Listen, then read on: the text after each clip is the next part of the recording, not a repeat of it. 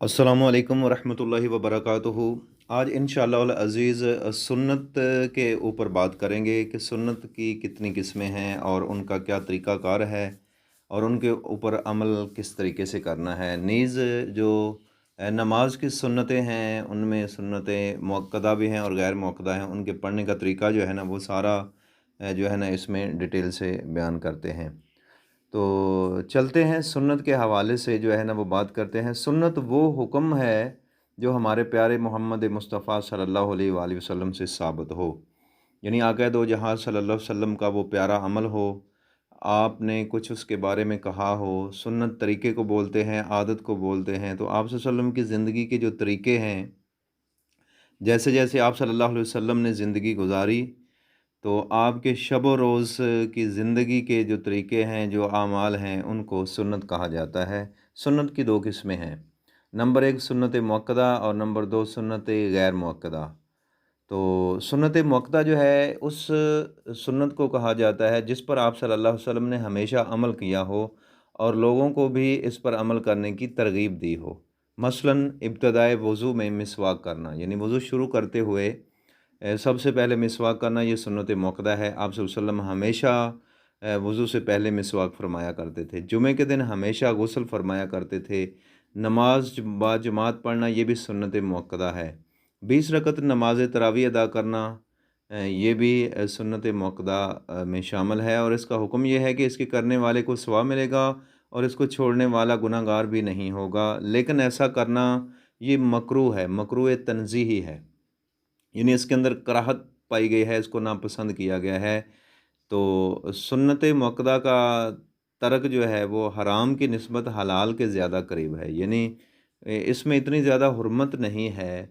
लेकिन फिर भी चूँकि आक़ा दो जहां सल्लल्लाहु अलैहि वसल्लम का हर फ़ेल हर अमल जो है वो मुसलमान के लिए सर आँखों पर है, उसको मोहब्बत और इश्क में और वालिहाना ज़ौक़ और शौक़ से जो है ना सुन्नत के ऊपर अमल करना चाहिए।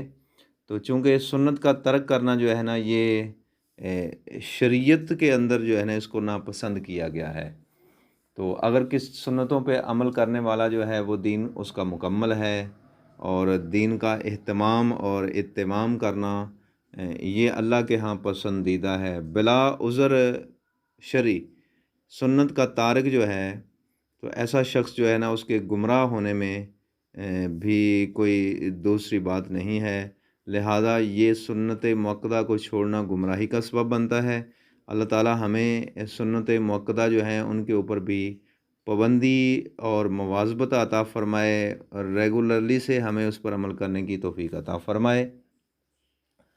तो इसके अलावा सुन्नत गैर मुअक्कदा जो हैं ये मुस्तहब कहलाती हैं और मुस्तहब अमल वो होता है या गैर मुअक्कदा सुन्नतें जिन पर आप सल्लल्लाहु अलैहि वसल्लम ने बाज़ औक़ात अमल किया हो और उसकी तरग़ीब भी दी हो। जैसे कि वज़ू के वक़्त क़िबले की तरफ रुख़ कर लेना, अज़ान के वक़्त काम-काज और बातचीत जो है उसको रोक देना, अज़ान के सुनने के लिए और मुअज़्ज़िन का जवाब देना उन्हीं अल्फ़ाज़ के साथ जो वो कह रहा है।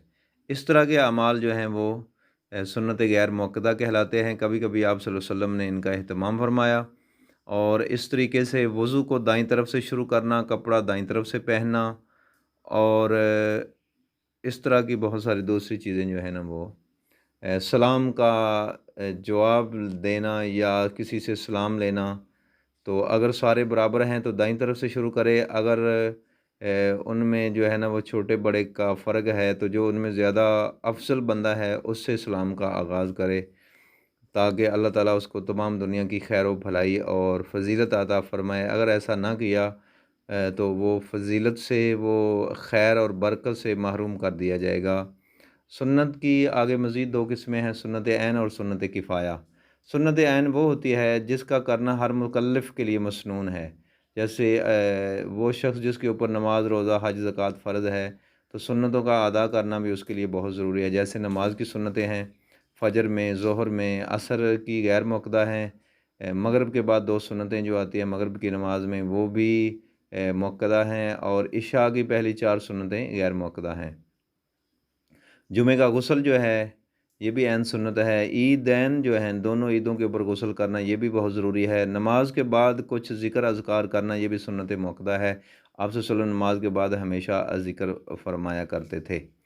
اور سنت کفایہ ایسی سنت ہے جس کا کرنا ہر مسلمان کے لیے سنت ہو، لیکن اگر کچھ بندے اس پہ عمل کر لیں تو دوسروں کی طرف سے بھی جو ہے نا اس کی ادائیگی ہو جاتی ہے، لیکن ثواب صرف کرنے والے کو ہی ملے گا، سارے لوگوں کو ثواب نہیں ملے گا۔ اس کی مثال جو ہے نا وہ رمضان شریف کے آخری عشرہ میں اعتکاف مسجد میں کرنا ہے، تو اگر وہ چند بندے جب اعتکاف بیٹھ جاتے ہیں تو یہ سنت غیر موقدہ ہے، تو سارے لوگوں کی طرف سے ادا ہو جائے گی، لیکن ثواب انہیں کو ملے گا جو اعتکاف میں بیٹھیں گے۔ اسی طرح جو عورتیں گھروں میں اعتکاف کرتی ہیں، تو لہٰذا یہ سنت غیر موقدہ ہے، تمام لوگوں کے اوپر جو ہے نا یہ عمل لاگو نہیں ہوتا، لیکن البتہ اگر سارے ہی اس کو چھوڑ دیں تو اس میں جو ہے نا پھر اللہ تعالیٰ کی ناراضگی کا سبب بنتا ہے۔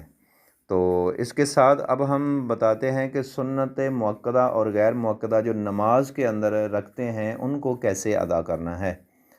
تو جیسے ہم لیتے ہیں ظہر کی 4 سنتیں اور عصر اور عشاء کی جو غیر موقدہ 4 سنتیں ہیں پہلی، ان کو کیسے ادا کرنا ہے۔ تو سنت موقدہ جو ہے ان کی نیت اور جو غیر موقدہ ہے نیت سیم ہی ہے، یعنی 4 رکعت نماز سنت تابع رسول اللہ صلی اللہ علیہ وسلم کے وقت نماز ظہر یا جون سا بھی اگر 2 رکھتے ہیں تو ان کا نام لینا ہے، اور منہ طرف قبلہ شریف اللہ اکبر کہہ کے ہاتھ باندھ لینے ہیں، پہلی رکعت پڑھیں، سجدہ کریں، پھر اٹھیں، الحمدللہ رب العالمین سورہ فاتحہ کوئی ساتھ صورت میں لائیں، اور اس کے بعد آپ سجدے میں چلے جائیں۔ سجدے کے بعد آپ نے تشہد میں بیٹھنا ہے، اور تشہد میں صرف جو اتحیات للہ والصلوات کو عبدہ و رسولہ تک پڑھ کے آپ نے اللہ اکبر کہہ کے کھڑے ہو کر تیسری رکعت جو ہے نا وہ شروع کرنی ہے۔ اسی طریقے سے آپ نے سنت موقدہ کی 4 رکعتیں جو ہے نا وہ ادا کرنی ہے۔ ہر رکعت میں سورہ فاتحہ کے ساتھ کوئی سورت، کوئی قرآن پاک کی 3 چھوٹی آیات یا کوئی بڑی آیت جو ہے نا اس کو شامل کرنا ہے۔ اس کے علاوہ جو عصر اور عشاء کی غیر موقدہ سنتیں ہیں ان کے ادا کرنے کا سیم جیسے ہم نفل پڑھتے ہیں، نفلوں کا جو طریقہ ہے، یعنی اتحیات جو ہے نا وہ یوم یقوم الحساب تک دوسری رکعت میں پورا پڑھنا پڑے گا۔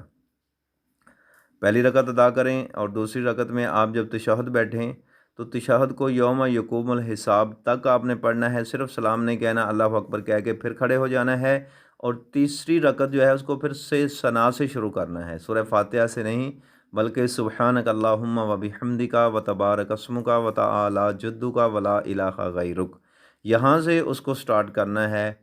اور اسی طریقے سے جیسے پہلی 2 رکعتیں پڑھی ہیں اسی طریقے سے آخری 2 رکعتیں بھی پڑھ کے جو ہے نا وہ 4 رکعتیں کمپلیٹ کر کے آپ نے سلام کہہ دینا ہے دونوں طرف۔ تو ان میں موقدہ سنتوں اور غیر موقدہ سنتوں میں یہی فرق ہے کہ موقدہ سنتے ہیں ان میں جو دوسری رکعت میں تشہد بیٹھتے ہیں وہ عبدہ و رسولہ تک پڑھنا ہے اور اس کے بعد کھڑے ہو جانا ہے تیسری رکعت کے لیے، جبکہ غیر موقدہ سنتوں میں آپ نے دوسری رکعت میں جو تشہد بیٹھتے ہیں وہ یوم یقوم الحساب تک پڑھنا ہے، پھر اللہ اکبر کہہ کے کھڑے ہو کر تیسری رکعت کو سبحانک اللہم و بحمدک و تبارک اسمک سے آپ نے شروع کر کے یوں یہ بھی 2 رکعتیں کمپلیٹ کرنی ہیں۔ تو یہ سنتیں جو ہے نا موقدہ اور غیر موقدہ ان کے پڑھنے کا طریقہ ہے سیم۔ اسی طرح اگر آپ نے 4 نفل پڑھنے ہیں تو ان کا طریقہ بھی غیر موقدہ سنتوں کی طرح ہی ہے، اور اسی طرح جو صلاۃ التسبیح ہے جس کی 4 رکعتیں ہیں وہ بھی یوم یقوم الحساب تک ہی دوسری رکعت میں تشہد پڑھتے ہیں، اس کے بعد کھڑے ہو کر جو ہے نا وہ باقی اس کے اوپر جو ہے نا انشاءاللہ ایک پوری ڈیٹیل سے جو ہے نا وہ ویڈیو دیں گے کہ صلاۃ التسبیح پڑھنے کا طریقہ کار اصل سنت کے مطابق کیا ہے۔ اللہ تعالیٰ کی بارگاہ میں دعا ہے کہ اللہ تعالیٰ ہمیں صحیح معنوں میں سنتوں پر عمل کرنے کی توفیق عطا فرمائے، سنت موقدہ کے اوپر ہمیں پابندی سے عمل کرنے کی توفیق عطا فرمائے، اور جو غیر موقدہ سنتیں ہیں ان کی ادائیگی بھی جو ہے نا اللہ تعالیٰ ہمیں کرنے کی توفیق عطا فرمائے۔ اللہ تعالیٰ آپ کو خوش رکھے۔ السلام علیکم ورحمۃ اللہ وبرکاتہ۔